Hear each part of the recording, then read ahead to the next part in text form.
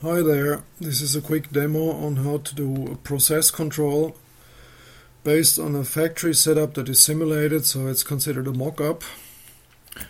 Let me just show you how to access the sensor mock-up device using a browser. This is like a web browser, but it's specifically made for process control. So here I know this is my sensor. And what I get is access to the measurement system. However, I have to initialize it in order to retrieve the sensors. So if I click probe, another display pops up on the backend side, which is showing that the sensors are actually acquiring data. So now you see this yellow curve here. This is an output signal or an output measurement. You could consider it a moisture. This is here is the input of a raw material, for example. And you can see the moisture oscillating quite a bit here between 2000 and 6000, more or less. And we want to fix it at a reference of 3200. So if we enable the regulator, we should see something happening.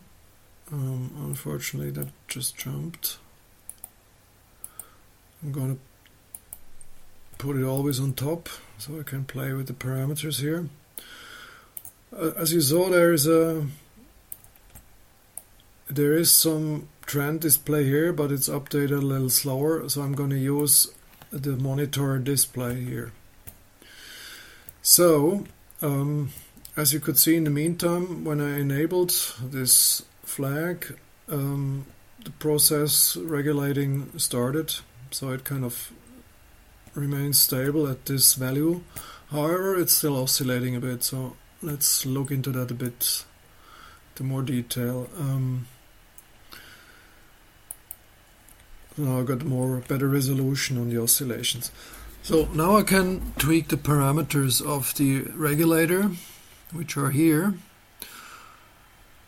Let me put them all to 0 first. You can see that the regulation is more or less turned off.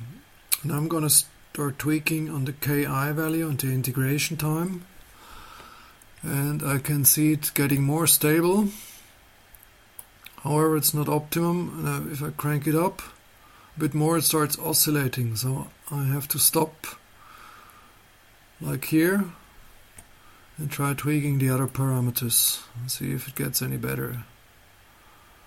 Yeah, we get a bit of an improvement, but it's still oscillating. Now the last parameter.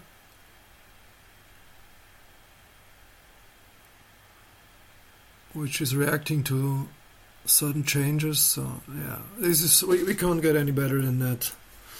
If we go back to the original zoom, all data, we can see it's pretty good. So let's zoom out to the max.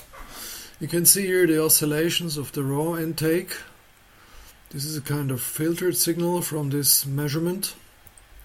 And based on that and the output measurement, a compensation signal is generated, which in this case is a heating or a ventilation. And this improves the output signal, as you can see here on the yellow line.